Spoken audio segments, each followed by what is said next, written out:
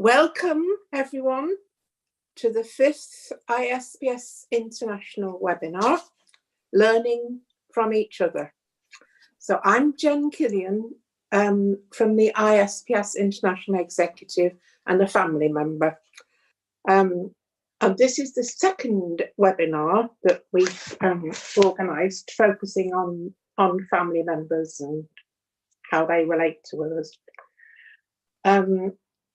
And you can see a recording of the first one that we did through our website on YouTube if you missed it or if you want to watch it again. So do take it up. Anyway, it's good to see so many of you from around the world. Welcome again. Yep. And please introduce yourselves in the chat. And today's session is going to be recorded. And that'll be available in a week or so. So you can look at it again and send it to other people. If you don't want to be identified in the chat or the Q&A, you can change your name by going to the participants list and clicking on your name and changing it there. So it would be good if you can put general comments in the chat, but if you've got a specific question that you'd like to put to the panelists, then it's best to put that in the Q&A, which is next to the chat. And then I'll do my best when we've heard from all the panelists towards the end, in the last 25 minutes or so, I'll do my best to answer as many questions as possible, but often it's not possible to do that.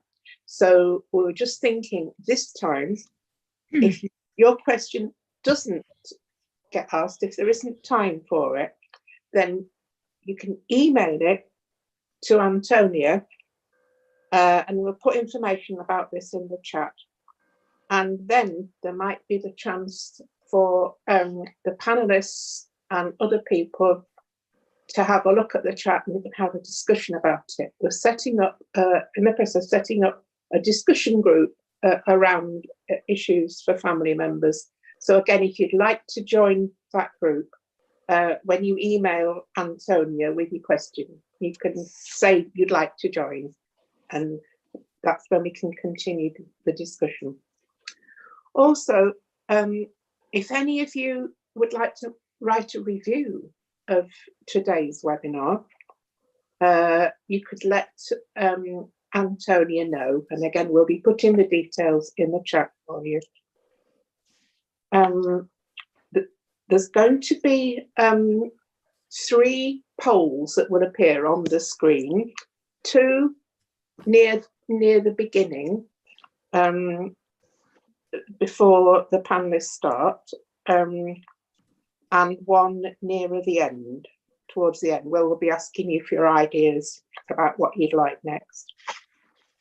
It'd be really good if you're not a member. It'd be really good if you could join us or consider joining us. And again, we'll put the details in the chat for you. And we're always grateful for any donations you can make, and you can do that through our website. So, as I mentioned earlier on, this is the second webinar focused on family members. And today we're looking at relationships between family members, people with their own experience, and people who sometimes we might call clinicians or professionals. Now, we know that some of us might have all of those roles, and not all of us, from whatever perspective we come from, have the same issues, same understanding. But we think it's important to look at how we can work together through understanding each other and listening to each other. And ultimately how we can learn from each other if we can be more open and honest. So our conversation today will be facilitated by Cindy Peterson-Dana, to give us a wave, yep, and Speight, where's Ro, yep, and they'll be introducing our panel. Dmitriy and Eamonn and Margreet. Thank you, Margreet. And Pat, who I can't see at the moment, Pat Wright, she's going to be looking after the chat for us. If you're there, Pat, give us a wave. Don't know where you've gone. And Julie Kipp, she's going to be closing our session today. We'd planned for our chair, Ludi Van Bull, to be doing that, but unfortunately she's got the dreaded virus and she's really not well at all. She's really sad she can't be with us tonight, but she sends us all our best wishes. All right, Pat's there, yes. And she's sending her best wishes. Now then, is there anything important, Antonia, I've forgotten to say before we put the polls up, before we move on? No, I don't think so. Hello. Yes, so Antonia will be working miracles behind the scenes as usual. I don't know what we'd do without her. So would you like to put the first poll up now? I'll do that. Okay, yeah, thank you. So you'll see, so if you haven't done this before, you see some questions come up and you just have brief time.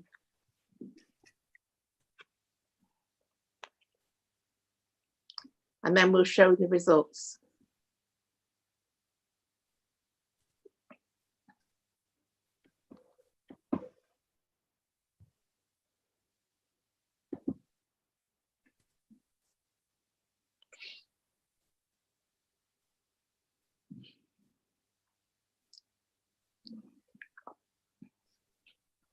I know some of you might want to tick all the boxes, but we can't do that in these polls. All right.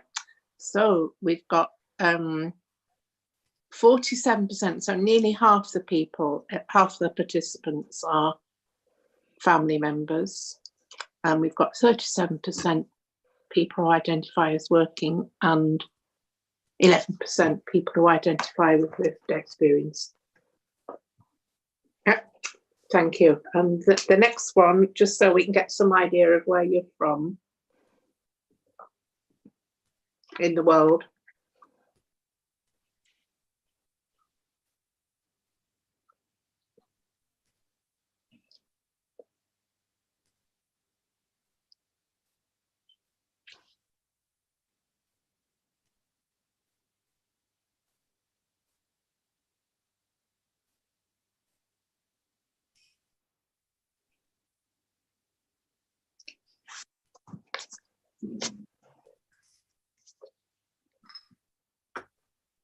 Oh, yes, we're still a bit Eurocentric here, aren't we? Yeah.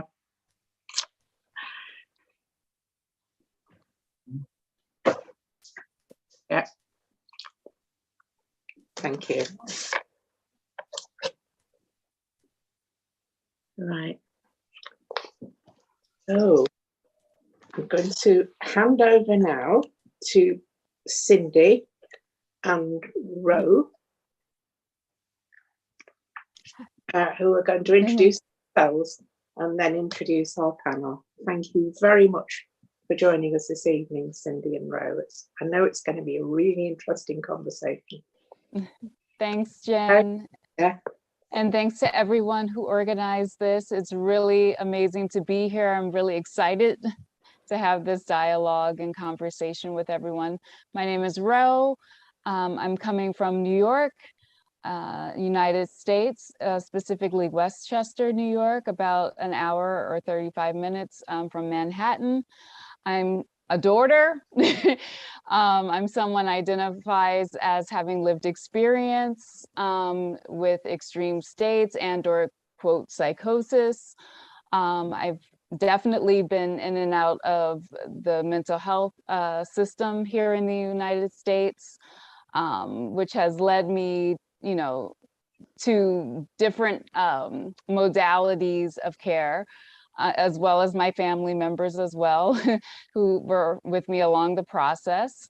I've also experienced, you know, dialogic approaches, which this particular presentation will be formatted in a kind of dialogic approach way. And I'm very excited to be partnering with a trainer, Cindy Peterson-Dana, and also a mentor of mine and great friend, who helped train me into dialogic work and reflection on such experiences and lived experience. And I also am an advocate, I must say, of families coming back together. And so in this dialogue and thinking about this, learning from one another, I really am thinking about how we're divided as family members, that I can be a daughter, but not necessarily be someone with lived experience, or have lived experience and can't be a daughter. So I'm really, really interested in bringing those perspectives together, and really, really think that that's very powerful to keep that unity. So Cindy? Thanks, Ro. And thank you, Jen, for getting us started. So my name's Cindy Peterson-Dana, and I really look forward to being a part of this dialogue with all of you here today. I'm delighted to be co-hosting with Ro. I'm somebody who's worked in the mental health field for over 3 decades, starting in St. Louis, a little time in Boston, and many decades in the New York City area. And as Ro mentioned, I'm somebody who I've been a clinician and a manager, but recently in the last 10 years became very interested in dialogic practice. So I'm glad to be a part of that today as well. I'm also a person with a variety of lived experience. I'm a mom. I'm somebody who had my own direct experience as a young adult. So I'm going to say those polls that ask us for one choice, to pick one identity, are extremely difficult for me, because I really feel I pull from all those identities in my work and my approach. So we're here today to talk about family, and to talk about how family members who are advocating for their relatives often can feel excluded from the process of services by family members, by clinicians, and it can cause tension within the family, between family members and the team, and a breakdown of communication. As we talked to prepare for this panel, we kept identifying fear as kind of a common root of a lot of the separations that can happen. So we're kind of gathered here today on this webinar to have a discussion, and we want to invite all of you in the audience to join us. I think, as Jen mentioned, in the chat with each other, if you want to share thoughts along the way. And if you have any comments or questions for the last 25 minutes, we want to open it up and have a dialogue all together. So I'm going to start off by asking our panelists to introduce themselves, and also invite them to share about what brings them to today's panel. So jump in. Okay, hello everybody. I'm Eamonn Flynn. I'm a dad, uncle, brother, and a husband. So I'm here. It's good to be here and be talking about families and what we can do. I'm here to sort of meet other families who've sort of been through what I've been through. So my younger son has this lived experience of psychosis, and all the things, the journey of, watching him go through his distress, and when he did start hearing voices, seeing visions, and have other sensory experiences, was sort of full range of unusual experiences, and it was very scary for a dad, and I'm supposed to be looking after him.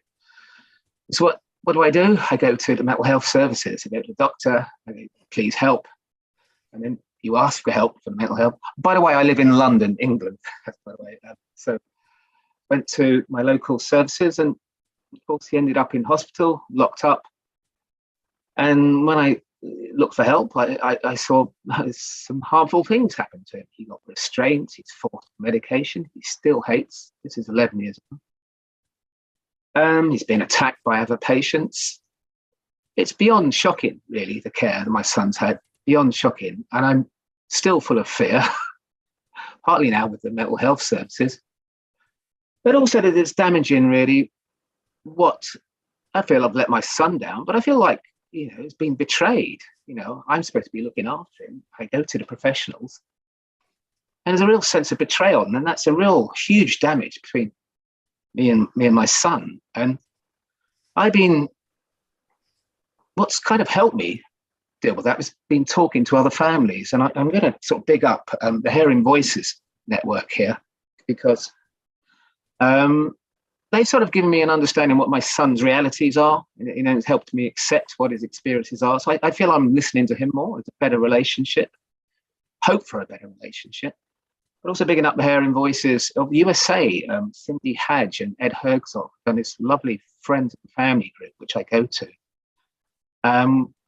It's really good to talk to other families, and I hope some of them are maybe here and listening, say hello to them. They're wonderful families, and we just share our hopes and struggles for our friends and families. It's been really meaningful having that family to family, how we hold our fears, hopes, anger, including that. So I'm here to sort of, also meet other families, really, and how we can support each other. I'm also starting up with England in London, a voice collective, another online family group called Voices, and it's facilitated by people with lived experience of psychosis. So it's almost like we have to listen to our people, who struggle with what different senses of reality or that, what their hopes are. So it's how we learn to listen to our own family. It's been really useful listening to other people go through distress, but also hope. So that's me. Looking forward to our conversations. So thank you. Thanks, Eamonn. Maybe I'll jump in next. So my name is Dmitriy. I've been hearing voices since 2009. Still do on a daily basis. Managed to kind of find my own path in life to, my own family. I'm a dad now, husband, have a job, and many of the things that were said, it would be difficult for me to achieve. The reason, and I'm involved in nonprofit work in my community. So Hearing Voices Network USA, board member, did some work with ISPS US and a lot of different roles and hats in the nonprofit space for this phenomena. The reason I'm really drawn to these kinds of conversations is I remembered that during my journey, there were times where instead of confiding in my family and trusting them, I was learning how to navigate them. Like as they tried to navigate me to what they considered best outcomes, often on the advice of medical professionals, getting me to ignore the phenomena, getting me to reject it entirely and wouldn't meet me in my world with my experiences, the more the relationship strained and became a caretaker dynamic, which I and many other people in the community that I've talked to simply learned to navigate rather than engage in. We don't have honest conversations. We don't reach out for help.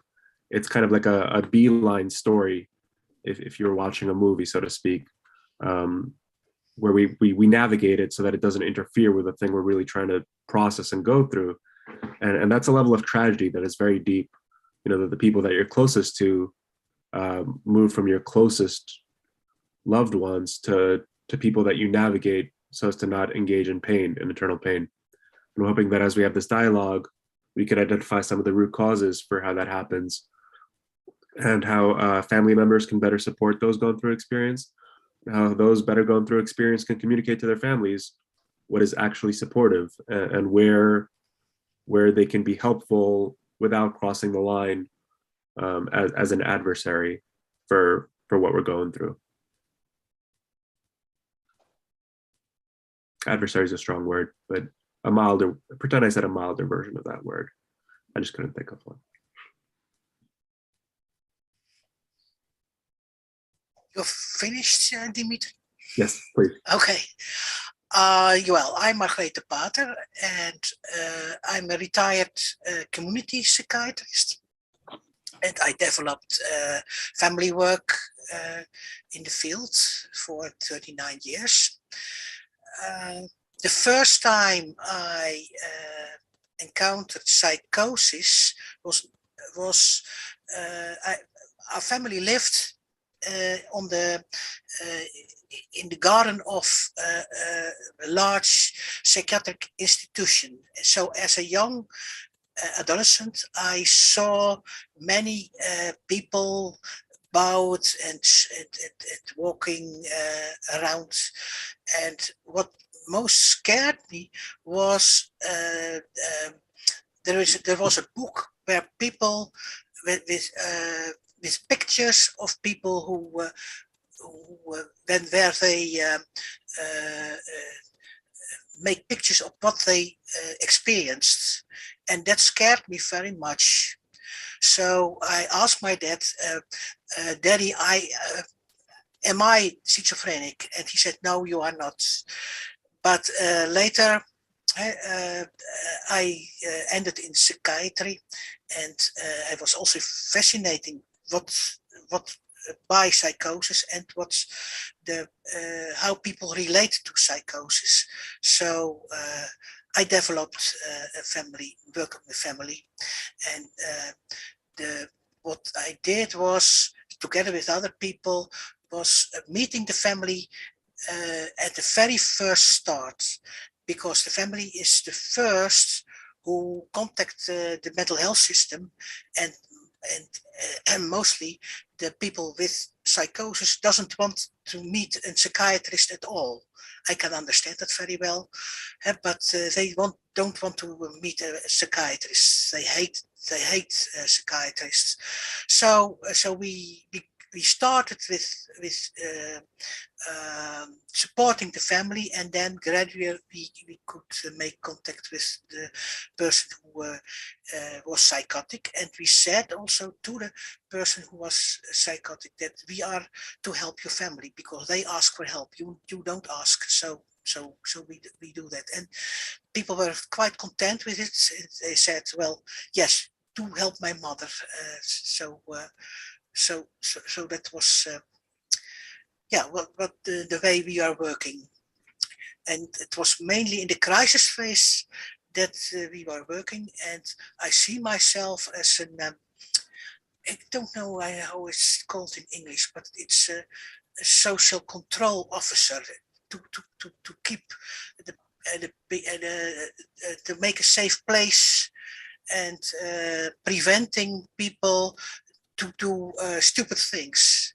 And that's something other than psychotic things, but that's the main fear people have, and I have, that people do all kinds of stupid things and cause damage to themselves or others. So that's the main focus of our attention in the crisis phase. And after that, I had not so much. I had not a role. I just gave some medication to make sure that it's not too bad. But the recovery is what is done by people themselves. So I have not so much. I have not a big role in it. So I support very much the family movement and also the movement of people with lived experience. That's all for the time being.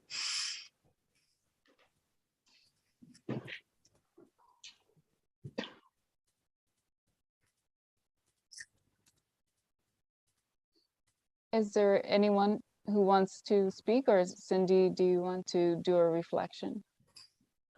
Yeah, I mean, I can jump in, and then I'm going to just invite the panelists to jump in as well to continue the dialogue. You know, as I was listening, I continued to wonder who is family. And, you know, I really heard Dmitriy talking about how we become adversaries sometimes in the process. And then I also heard Margreet talk about really including the person who first contacts services, and usually or often that could be the family, and just how important that is. You know, it's kind of making me wonder what we're doing wrong. You know, I heard talking about harm to self or others. I'm kind of wondering how harm happens across the board sometimes, you know, inadvertently, and maybe what would be helpful to really invite people into a process that is more helpful, less harmful. Thank you, Cindy. I mean, really quickly, because I know the panelists want to speak, but just reflecting the words, you know, there were words, you know, I heard Eamonn say betrayal. I heard Dmitriy say navigating. I heard Margreet trying to also, you know, what was interesting, I felt that Margreet was also trying to navigate her space and her perspective as a psychiatrist, and trying to understand what was being done and the activities that people were doing. And you know, I wonder, you know, the meaning making is kind of what is coming to me. Is like, what is meaning, you know, and how diverse that really is, depending on who's experiencing what and how they're impacted by that. So those are just some of my thoughts. And I definitely see that Dmitriy has something to say. Thanks, Ro. So I want to tell a very quick story, and I hope everyone will see why it's important, even if it seems like a tangent. When I was a little boy, maybe I was 7 or 8, my brother and I were at the beach, and he threw sand in my eye, so I went and I punched him on the shoulder, not very hard. I was 8, right? Like, it's not like a real punch. It was just like two brothers roughhousing. Me and him are very close. My mother, who was tired, and I completely understand, didn't want to figure out who started it, and sided with him, and like I got in trouble. And the weird thing is that all these years later, I remember it. And from what I talked to with other people, everyone kind of has this memory of their family not believing them when they were telling the truth. This kind of like sense of like a betrayal of trust. Like, hey, no, you're my family. When I'm telling the truth, you should be with me. You should know that. Like, our credibility matters, and it's become so important in this issue where whatever our voices say, whatever storylines we enter, whether it's alien or spiritual or telepathy, I think what got lost to broader society is, one, that our stories do in fact make sense to us, right? They're developed linearly.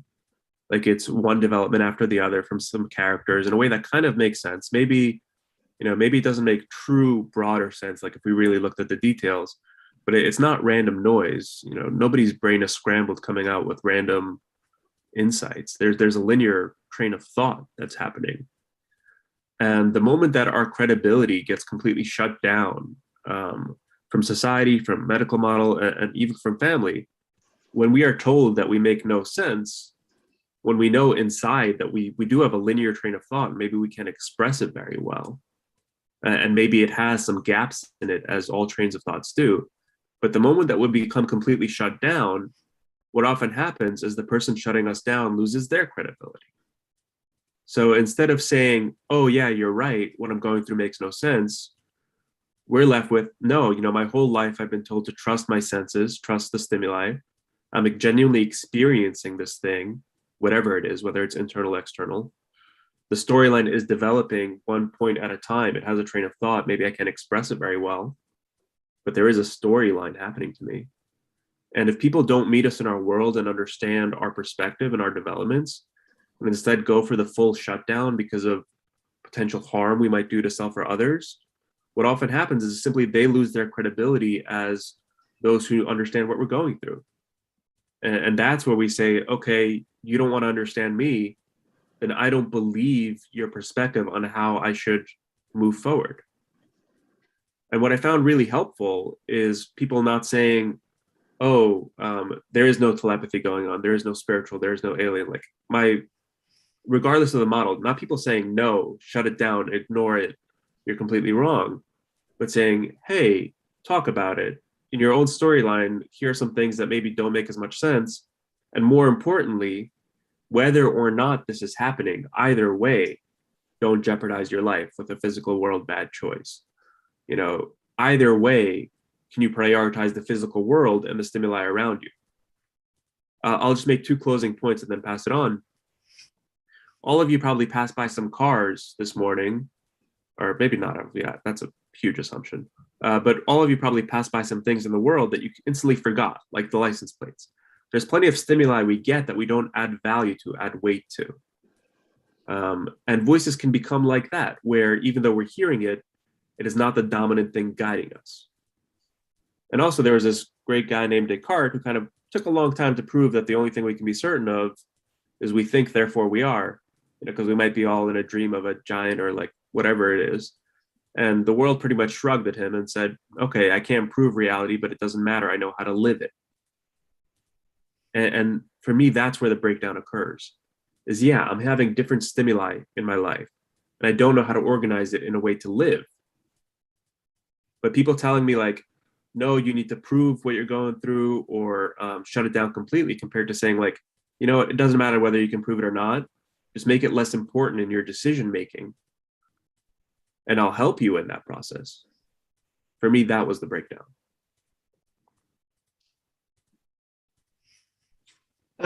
That's really interesting. That sense of what you perceive as reality and how we sift things. So it was the breakdown for you then that your parents didn't believe you? The breakdown was that they didn't try to. That the full approach wasn't meeting me in my stories and exploring them with me, or giving me the chance to verbalize it and try to make sense of it. But as soon as they said, it's definitely not real, I said in my head, you definitely don't know what I'm going through. And that's, as a parent, pretend I'm your parent. I wouldn't know. Yeah, thank you for your consent.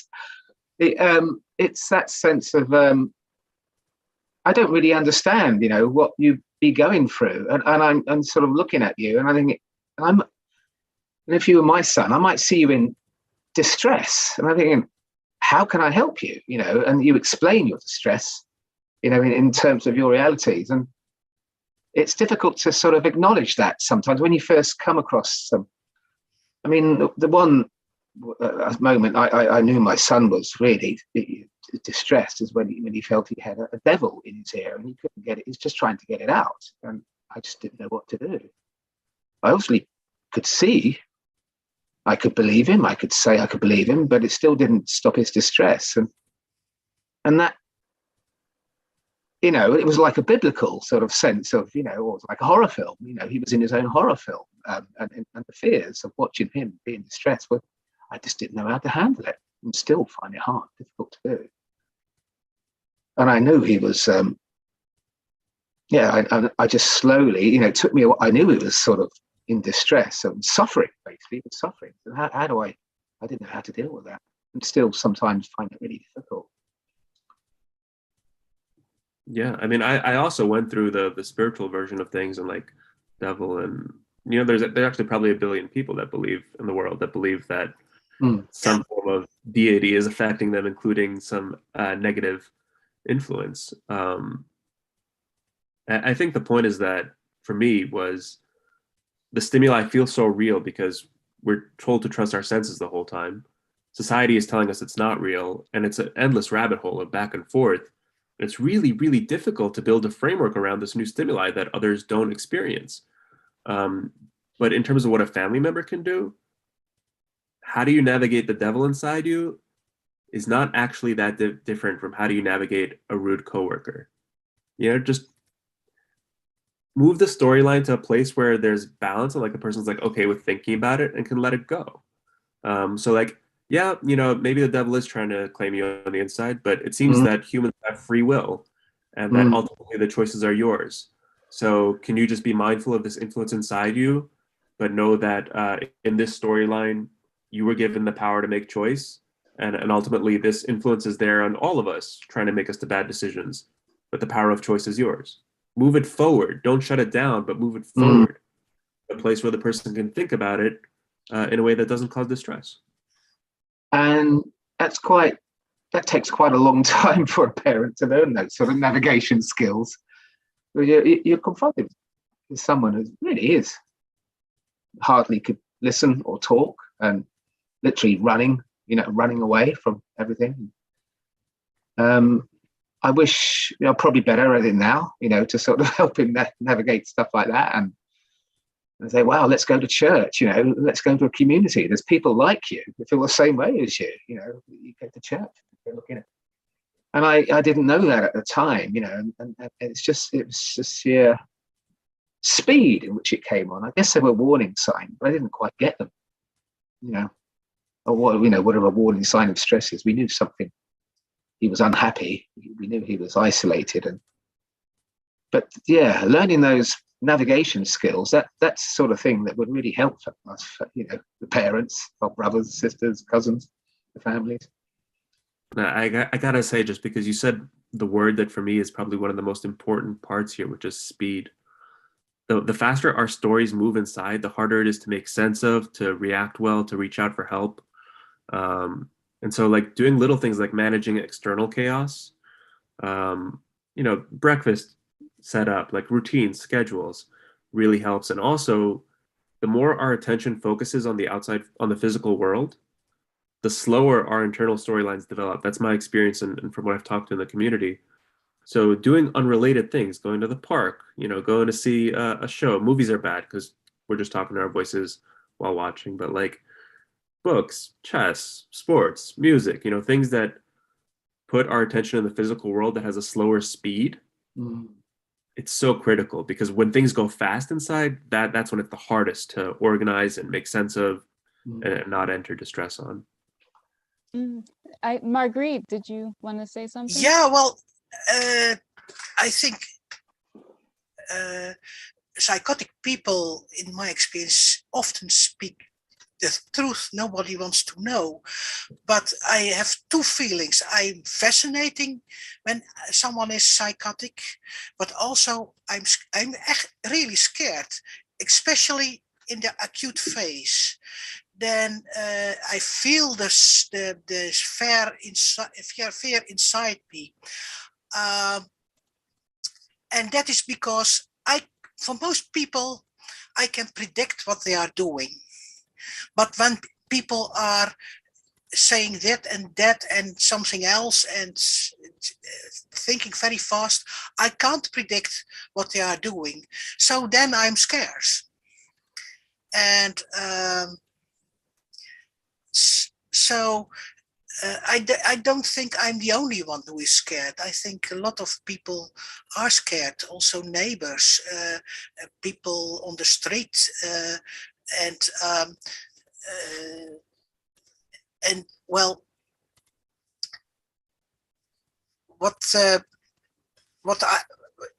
I stop there because I want to mention it because, well, I think as a dad, I'm sure mums we feel responsible. When someone is scared, you want to help them, and I'm scared. I'm saying in my family too. The fear is very high when someone's in distress. Yeah.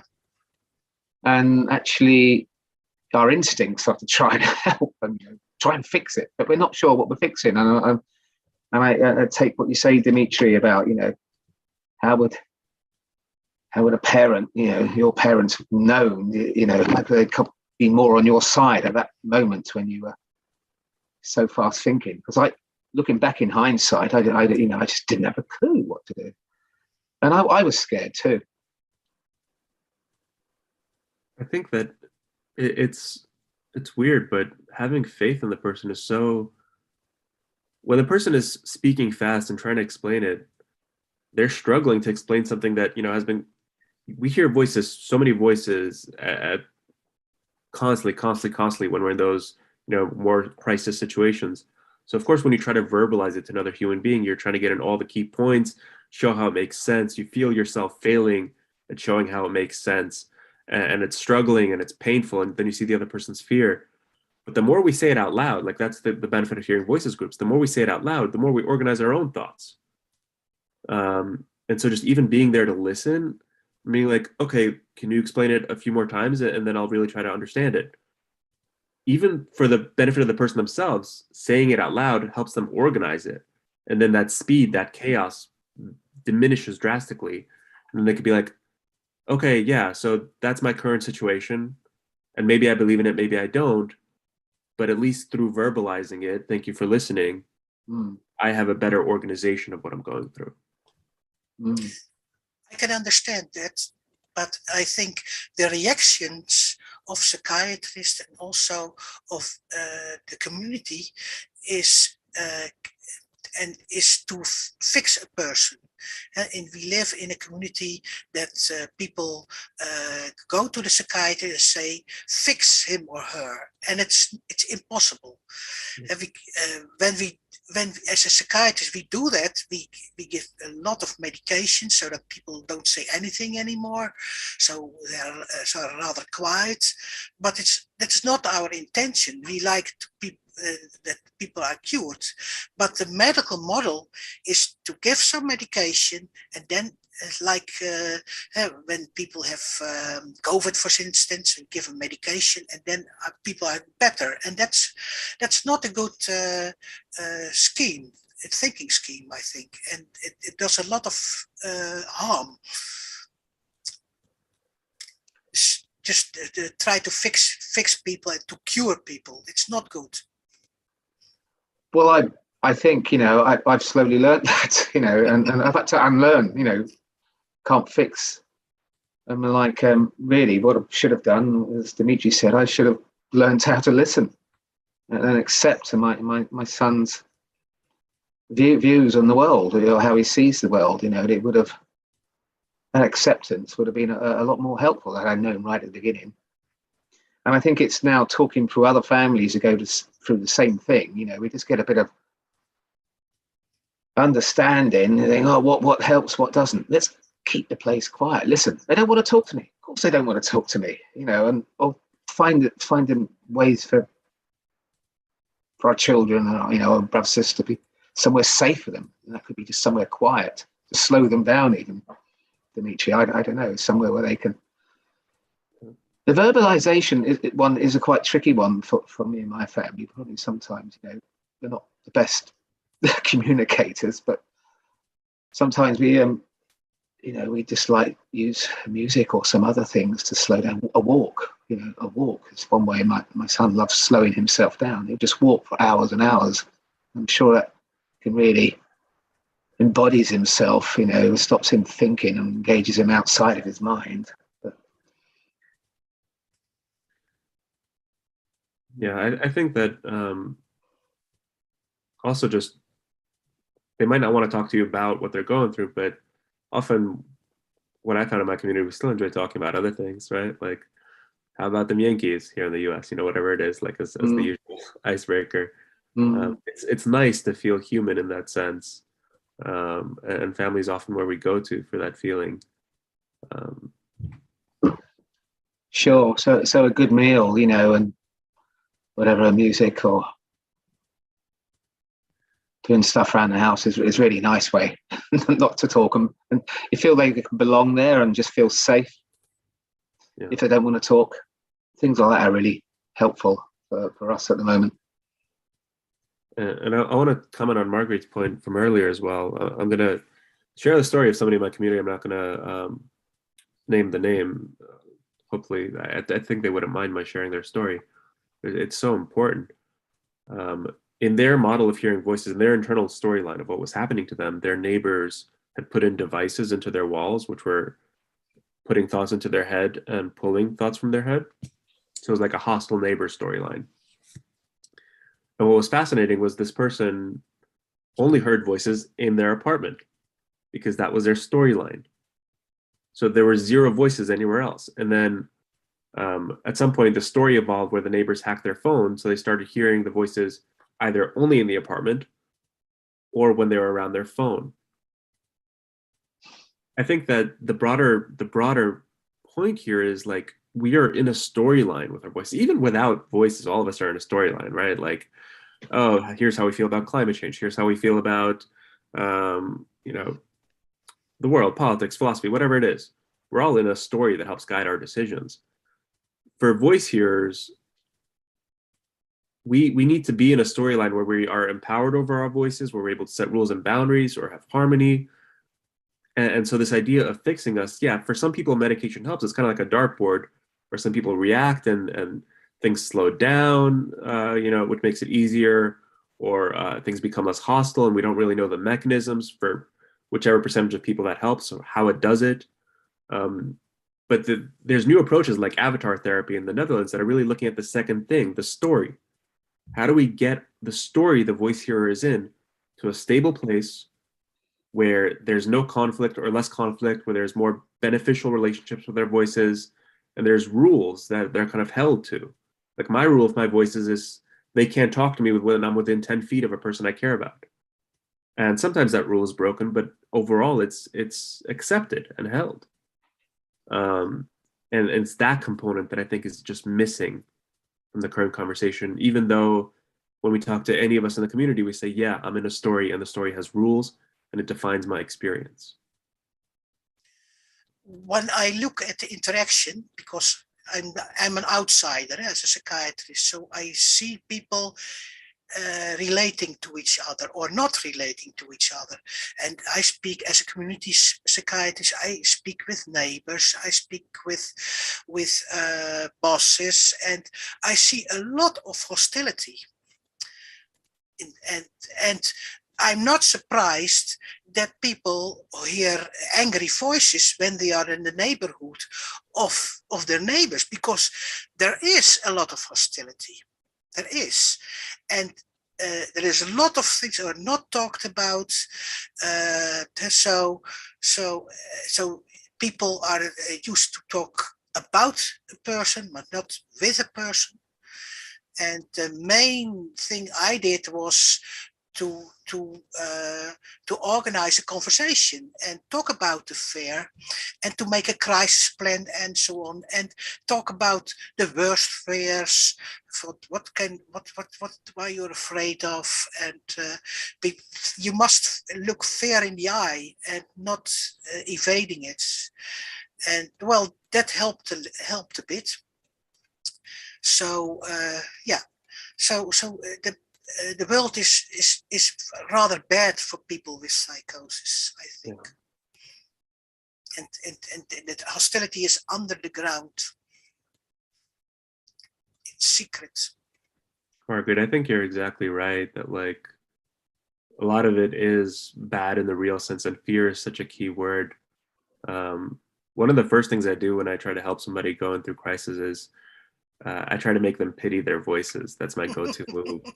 Like, that's a good idea. You mean this schmuck has to spend his whole day watching you live your life? Like, yeah. Wow, I feel bad for them. Yeah. Or like same thing to spirits or whatever it is. The dynamic of like, oh, I'm so afraid they're watching my every move, or like, oh, I feel so bad for them. They're watching my every move. Like it makes all the difference to lower the fear. Yeah. Again, that's a great skill, Dmitry. I mean, in some ways, my family member, has lots of dead people and devils. He likes praying. So, and what we've talked about in our family groups is helping them pray, because actually it's a sense that someone bigger than him can help him with someone who's a little bit evil. And it's biblical. It's religion. It's a community. And it gives him a sense of asking for help rather than fighting voices. It's a different approach, because he's so used being a young man.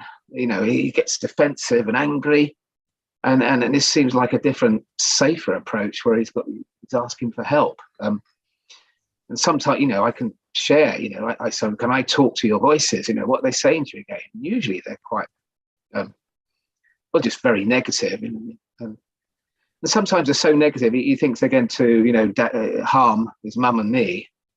And he's, I can't sleep tonight because they're going to harm you again. And I think, okay, it's been going on for years. And I say, well, I'm sure we're safe, but thank you for caring about us. We'll look after each other, but it still can't quite shift some of those conversations. Sometimes, well, let's have a prayer.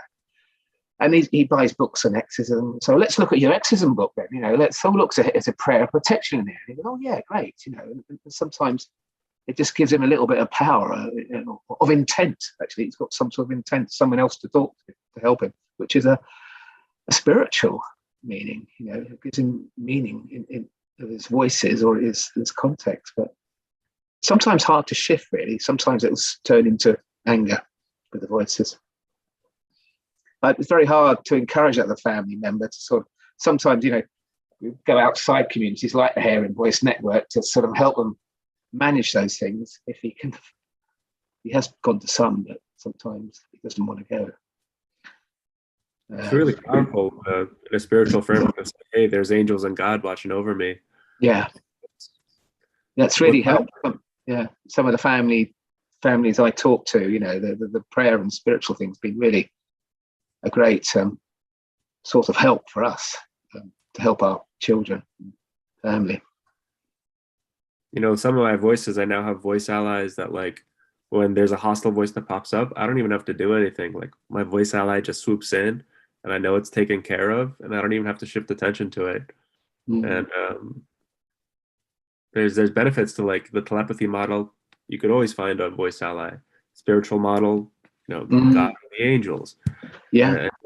These sources of power that are on your side is it's a big deal. Shouldn't be undervalued. No, it's really helped with a lot of families I've talked to. Thank you. Thank you so much for all of the amazing things that were said. Cindy, do you want to just pause here for a moment? And Sure. I'm just thinking about the concept of slowing down, because listening today, I'm feeling speeded up, just about all the thoughts and feelings about what everybody's sharing, and the value of, again, lived experience, professional experience together when we're all listening to each other. I wanted just to say that one thing that really hit me was when Dmitriy said his credibility was shut down at some point. I remember feeling that way myself when I was 17 and brought to the hospital. And I really was hopeful. It was the first time. And I thought, okay, I'm going to go get help for what's going on in my context, which was related to a lot of things. My parents ended up divorcing soon after. There was a lot going on other than just me with a list of symptoms. And I remember thinking, I'm the problem. So that's the story. And so, I'm just listening to kind of all the wisdom about what seems like such simple things, like listening and connection and respecting each other. And then, so I'm just like, where do we go wrong here? It seems, I do think it reminds me of why I'm so attracted to the dialogic approach, which often tries to do these things.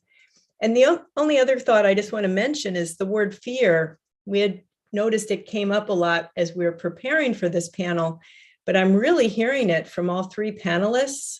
The fear of family, the fear of the member of the family going through maybe the identified difficult experience, extreme experience, and then the fear of the professional, the psychiatrist, clinician. What do I do? What if something goes wrong here?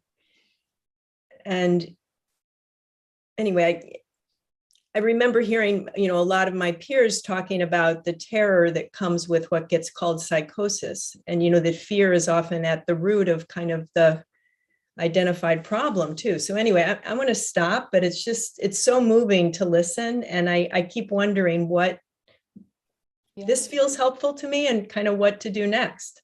yeah, thank you so much for that, Cindy. As someone who has heard voices, has seen things and smelled things, had many sensory experiences, really relating to the world feeling so true and quote real for me that, you know, I just was into. But then also there was a part of me that did question, like, what is this about?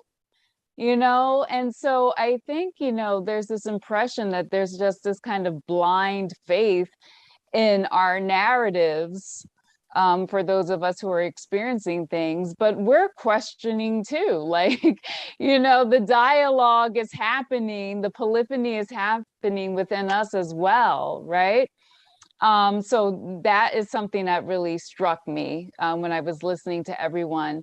And then also something that Eamonn said as a father, which really resonated with me, was this willingness to go into his son's narrative, you know, to talk to the voices. And for me, that was something that was so powerful that a family member did for me as well, was just being open to this unknown and being willing to engage in the mystery, if you will, and into the fear along with me. And that was so validating. Like, I don't know what this is, but I am willing to connect with you in this way.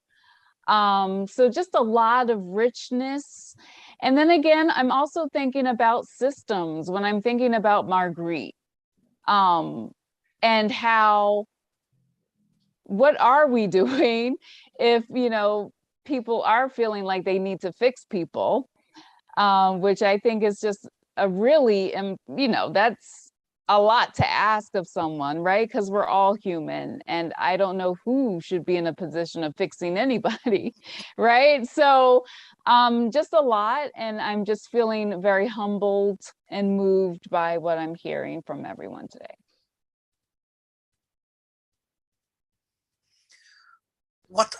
When I watch the interaction between someone who is psychotic and the others, I see that someone with the one who is psychotic is in the center. Everyone talks about him or her, but what I see is that people are not talking about themselves, not about their fears, not about their anger, and then I see that a psychotic person is also experience all kind of voices, and when I see the interactions, I can see, I think, well, of course he hears angry voices because people around him are angry, but they are not telling it. And I think it's so important that people are telling about their angry feelings, their feelings of worry, the feelings of because when you are then people with psychosis are completely alone when nobody talks about themselves. Just you're just living in your own world because nobody tells you anything. So I see a wall of silence around people with psychosis. I do want to, on that note, bring up, I bring her up all the time. At some point, I should actually find a way to meet her. Tanya Luhrmann's study from Stanford, anthropologist, she looked at voice hearing in different cultures and communities and found pretty definitively that Western voices are the worst. That like in a lot of other societies, they're more like guides and mentors, even with the same experience. And then Al Powers and Phil Corlett from Yale did a study and they found that like psychics who are clairaudient also kind of have the same experience as voice hearing in terms of the details, but also have much better voices. And from there, I kind of got this theory that, like, to me makes sense, that expectation setting is huge. And so if we're telling voice hearers from the beginning, are your voices telling you to hurt yourself or others? Are you having angry voices? If we as a society say like, oh, your voices are demonic and we'll try to make you do bad things, especially in the medical model, like, you know, where they're from the subconscious. Yeah, if we're setting expectations for a horrible experience, are we not creating it? And does it really have to be that way? or is voice hearing kind of in its pure form a blank slate of an extra stimulus of unknown source? And they could be guides, they could be conversational partners. But if we put the people in the situations of like anger and fear and expectations of anger and fear, like how much of it is a self-fulfilling cycle? And that's another way, a very eloquent way, Dmitry, of just saying, when you go and seek professional help, the person ends up being seen as a disease rather than a person, you know, and the conversations we have with mental health services are awful, not honest. And so yeah, I've seen so many psychiatrists, you know, meet and talk to my son, and they're just asking about, are you going to harm yourself? Yes. Are you going to harm others? No. And and the conversations are just not very honest. I don't think they're very safe, you know, either. You know, I mean, if you can manage to do that, Margreet, good for you. But you know, when I've gone to the services in England, in London, goodness me, you know, it's all about risk analysis. You know, I mean, I'm a manager in an arts organisation, and you know, we do project planning of risks. But when you go into mental health services, is this guy going to harm himself? Is he going to, you know, how safe is he with himself? And then it's well, he needs medication. He's got a disease. He's at risk. Let's give him something to sedate him. Oh, we better sedate. He's really at distress. Let's give him more rest. He hasn't slept. Let's give him more drugs. Yeah. You know, it's about 4 or 5 different drugs they're guessing just to sort of slow down this person. Yeah. I mean, I know here we all know the limits of the reductionism of medical model. It's huge. But that's the consequence. It has so many different consequences of the honest conversations. I mean, we're all been talking about sharing today and how we listen to each other. You know, it's really important. It's the difficult role a psychiatrist has, because people are very angry at the psychiatrist when something is happening. So that's a very difficult role. And what I did was that I organized a family meeting, and we talked about the dangers people are afraid of. I don't ask many questions because, well, I don't trust the answers, honestly. So I just talk about the fears and make a crisis plan. You, as a manager, you know about that, and just and I ask the people with psychosis, when can your parents phone me when they are worried? In what situation? And what do we have to do then? So simple things like that. And what I also did was stimulated people to talk directly, because what I saw again and again, that people don't talk to each other. It was again a wall of silence around the people who are psychotic, and there has been experiences of experiments with people in a silent room. Then you hear in a day you can hear voices when you are in a room where there is no noise. So my first thing was to end that kind of silence. And well, that was in the crisis phase. Just managing fear. And when I did do that, then I didn't have to hospitalize people very often. So, and when people were hospitalized, they came back very early, so just for a week or 2 weeks.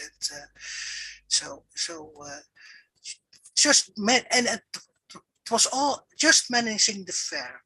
and have an open communication. Not more is it. It's very simple. Very simple, but difficult. Yeah, I often now, if I do get called to a crisis meeting, and I know my son knows it, I say, "What do you want me to say?" He says, "Say nothing." Yeah. I have a pre-crisis. What do you want me to say, Liam? You know, you'll think they want to put you in hospital. But what do you want me to say? He says, "Say nothing." He just doesn't. Okay, I'll say nothing. I'll sit there and I'll sit there and be quiet. Yeah, and that's what I teach parents, that you talk about your fears, and the people with psychosis are not the emperor. So when you are afraid that something happened, say it. Just say it in a non-judgmental way. Just say it,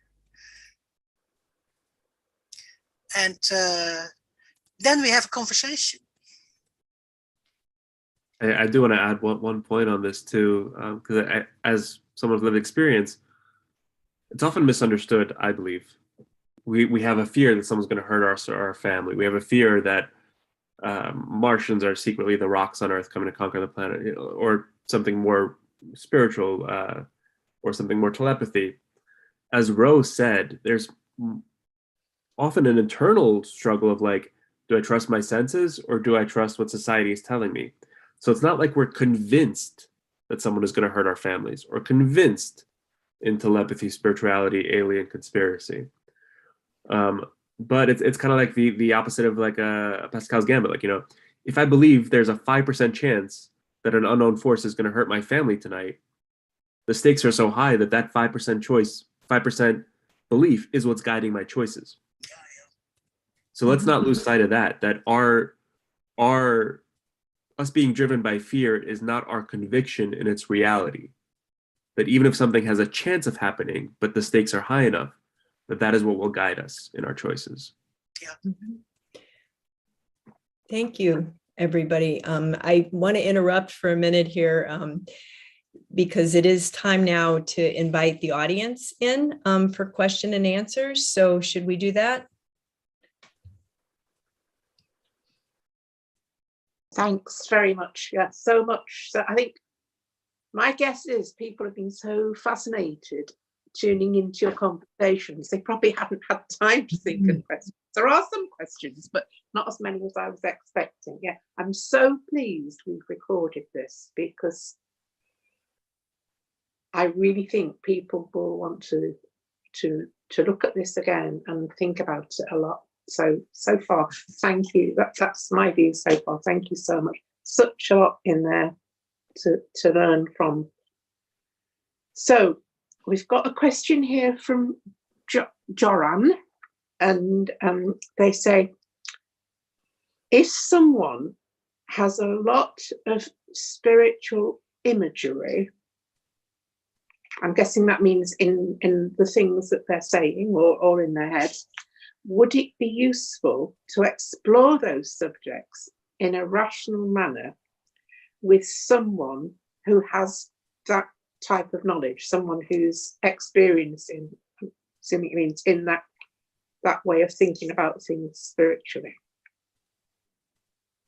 Who wants to have a go at that?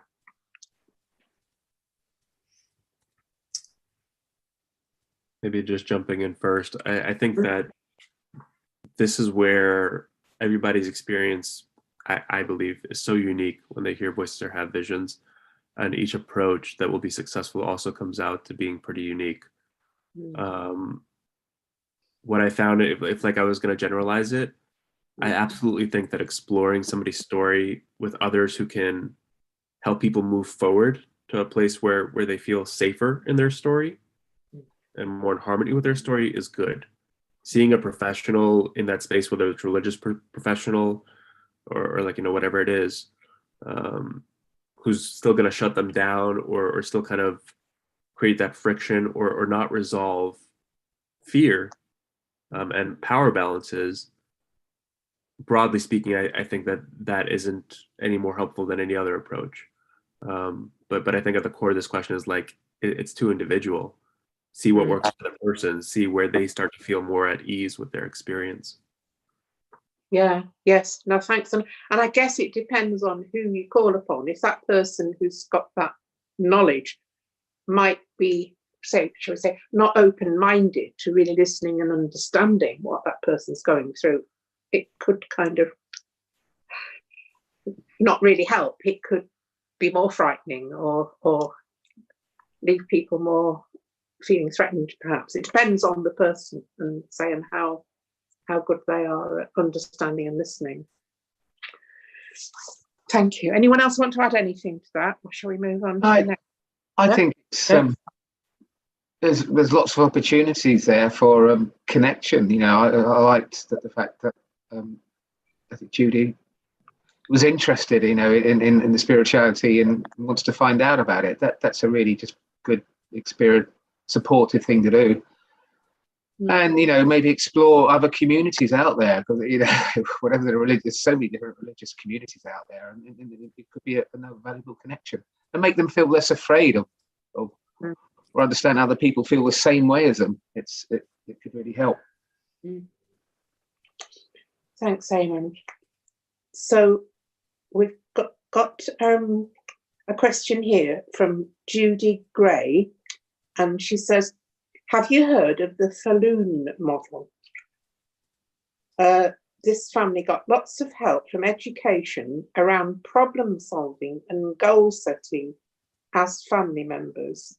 And the Flynn model was very supportive for them in the 90s. Don't know whether that means anything to anyone. I know about the Flynn model, and yes, it's very helpful. It's very practical. So it works for families very well. The difficulty with the Flynn model is that the education about psychosis is rather medical, but so that's why I think people with psychosis don't like this model.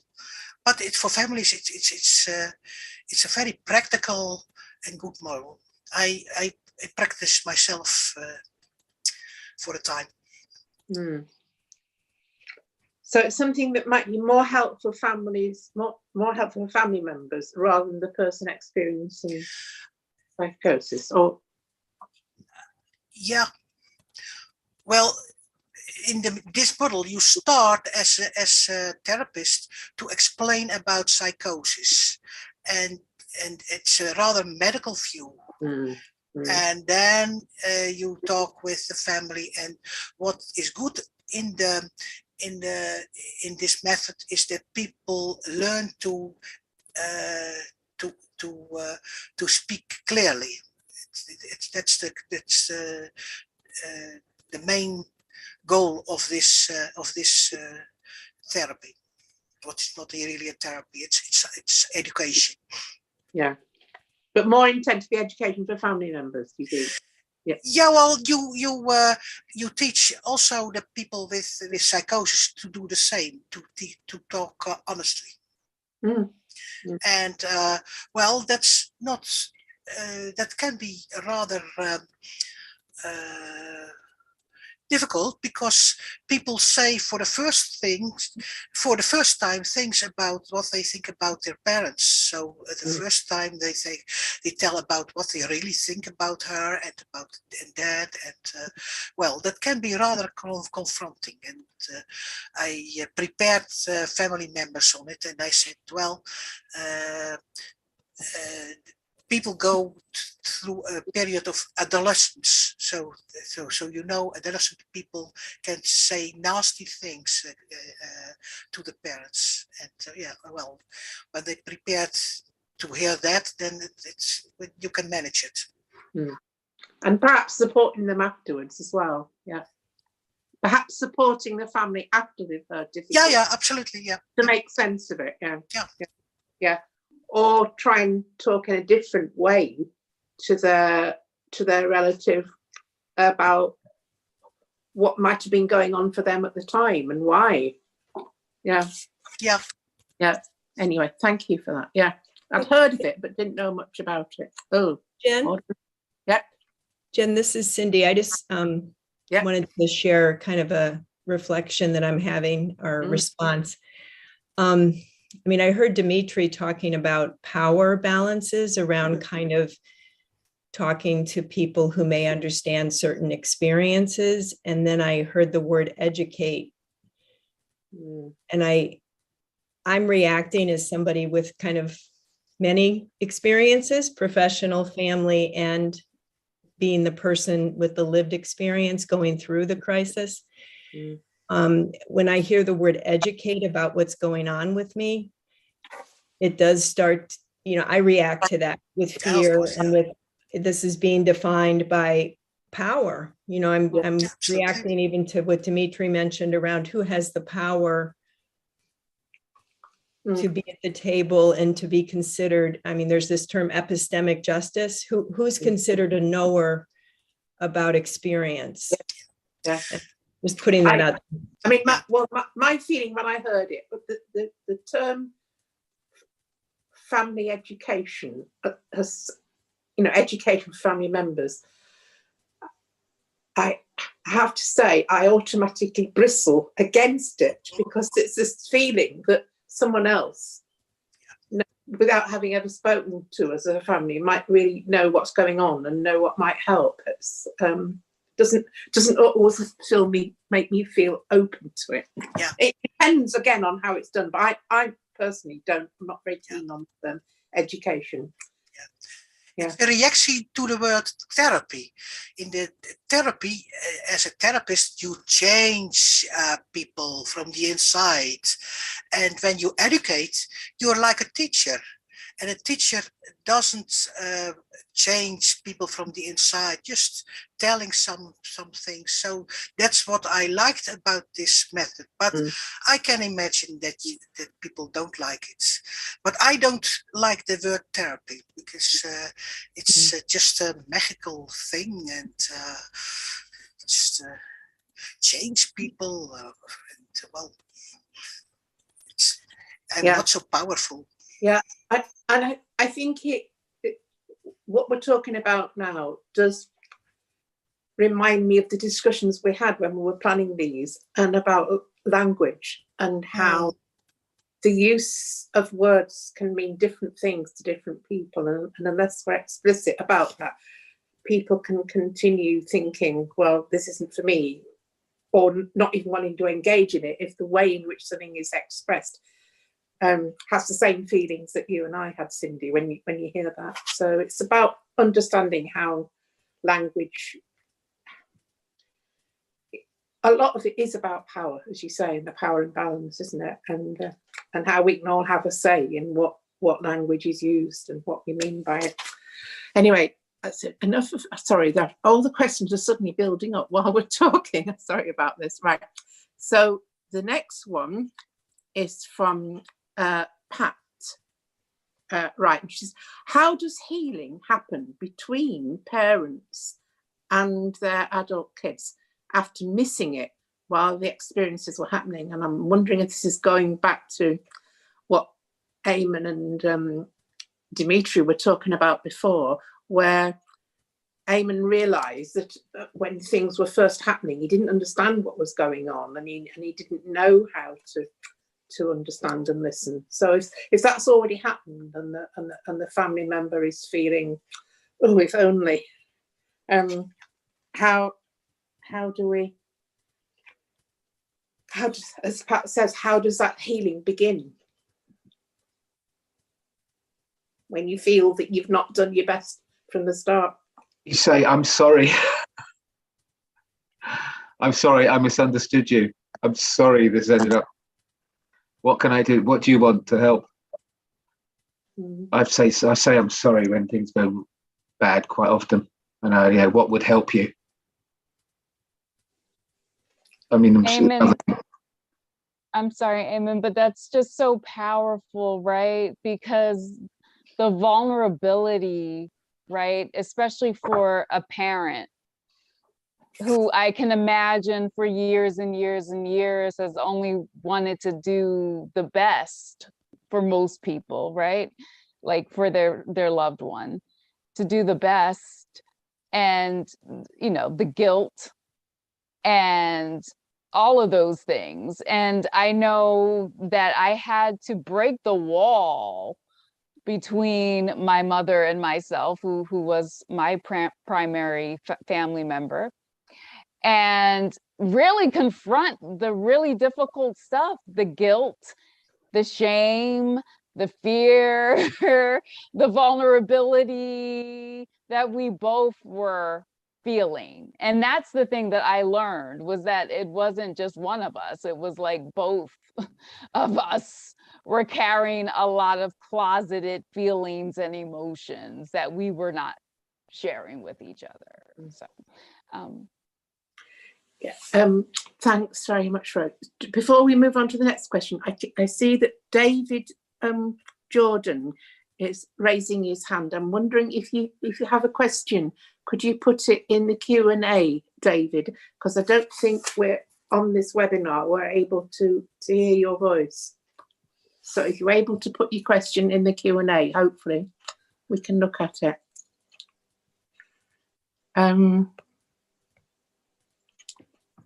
Right, so we've got, David's already done it. Just here now. So it says, do Cindy and Eamonn receive support from mental health services? My son, age 61, took his own life in January due to lack of support from services.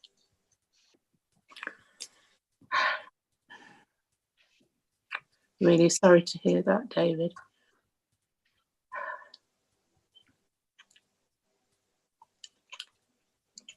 I don't know who wants to respond to that. Just so sorry, David, about your loss. I don't know what to say. And sometimes, the guilt of just not getting the right service at the right time, sometimes we just can't find it. So I don't know what to say. So it's so, everyone's so different, so unique. Whether the service could have helped your son or not, we like to think they could, but I'm so sorry for your loss. And I don't know, do I get support from mental health services? No, I don't really want it. I get support from other families, really, and sometimes when the big feelings come along, it's those things that have helped me through my struggles. But again, that's terrible news. I'm so sorry for your loss, David. I want to share that also, that I'm very sorry for your loss, David, and I'm thankful to you for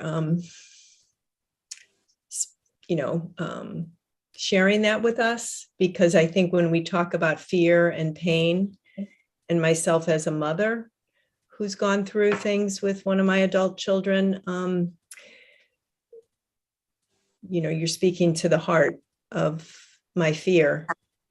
And yes, I am very careful about going into services. I actually worry that sometimes services can make things worse. So the kinds of services that I have found helpful are more dialogic, more around, mindfulness. I mean, all the things that, Dmitriy had a list of things that help. And I think those are all things that have helped me.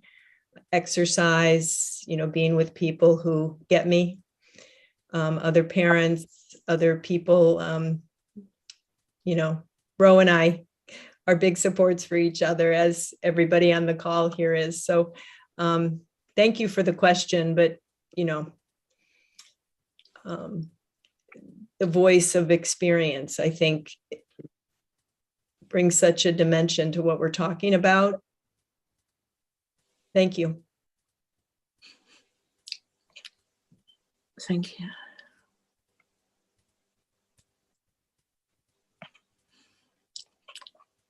I'm looking at the time, and I'm not sure that we actually have time for any more questions.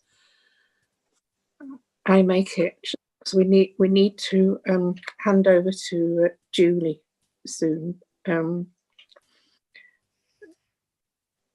And so it would be really good if those questions that we haven't had chance to answer, because they've all come in a sort of flurry at the end, really. If you would like to email them, as we said earlier on, if you'd like to email them to Antonia, and if Antonia could put her email address again in the chat, if you'd like to put your questions again, and if you'd like to join this email group we're in the process of setting up, then some of these conversations can be continued, and hopefully we can find ways of finding more support for all of us, because we know that we can all at times go through difficult times, and sometimes our fears can be very big, and can get, as we said, get in, or we can listen to each other and learn from each other, as we've been doing today.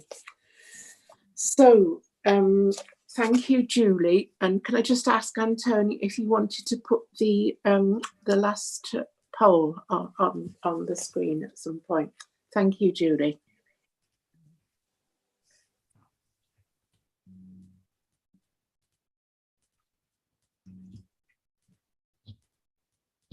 So here we are looking forward to future webinars. So if you all could help us out by making your suggestion for what other kind of webinars you'd like to hear from ISPS.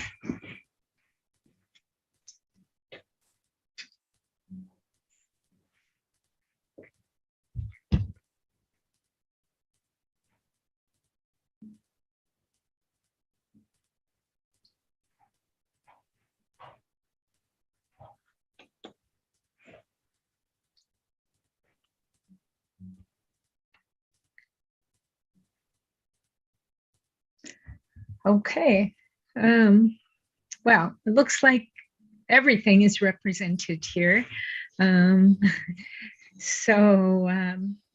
Maybe with different approaches to understanding psychosis coming out a little bit ahead. So great, we will be looking to create some interesting new webinars going forward. We'll keep doing that. So I just want to wind us up today, and I really feel grateful that I was able to be here and hear this wonderful webinar. It was just really so rich, and I think someone said in the chat, and I agree, I have to go back and listen to this again. There was just so much information and such a depth of reflection on these issues. So thank you all. I will start by saying, I'm here in place of Ludi van Margreet, how do you say Ludi's last name? Bouwel. Ludi van Bouwel, and by now I should know, who is the president of ISPS. I'm a member, as is Margreet, of the and Jen of the executive committee of ISPS. So I just want to put in a little plug for our conference coming up in actually only about 5 months. And that will be in Perugia, Italy, a beautiful place. And I think for all of us that have been involved in ISPS, we've all had those moments at an ISPS conference of connecting with somebody else, whether it be a mental health professional or a family member or a person with lived experience, where we felt like, wow, these are my people, and I've found a place where I can be heard and understood, and share a common cause of a different way of working with, living with psychotic experiences. So I'd really encourage people to think about coming to our conference. The title of it's Co-Constructing Healing Spaces. And it will be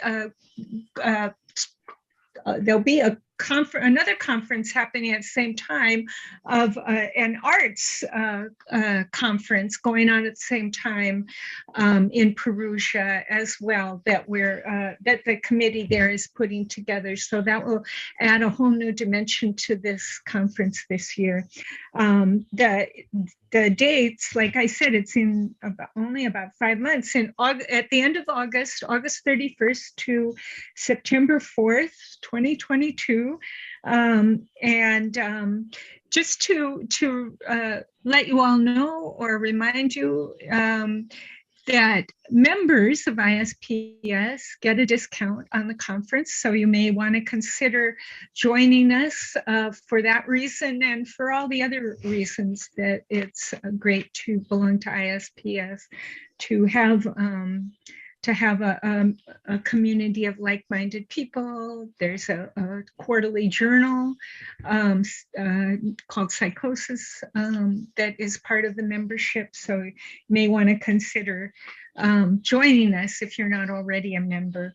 And just to say, if you want to register, you can go to our website. Antonia put it in the chat. Well, she put both of them in the chat. So you could just go to ISPS at isps.org is our website, and you can go from there to register, or you could go directly to the conference website. It's in the chat. It's isps2021.it. So we tried to do this conference last year. So that's why it says 2021 and IT for Italy, of course. So please come and join us in Perugia. And with that, is there anything else that we need to add here at the end? Anyone else? Can I just say a big thank you for Antonia for all the work she's done behind the scenes, and to everyone on the panel, and Pat for doing the chat. Thanks so much. Whoops. Yeah. Everyone. Thanks. Brilliant. Yeah, it takes a village. Okay, thank you all. Have a good day. Thank you very much. Bye.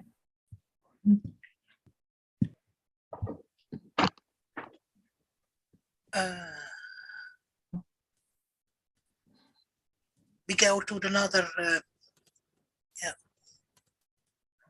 Right. So there is another link to join if you want to just track through how it went. Anything you want to say about it? Okay. See you in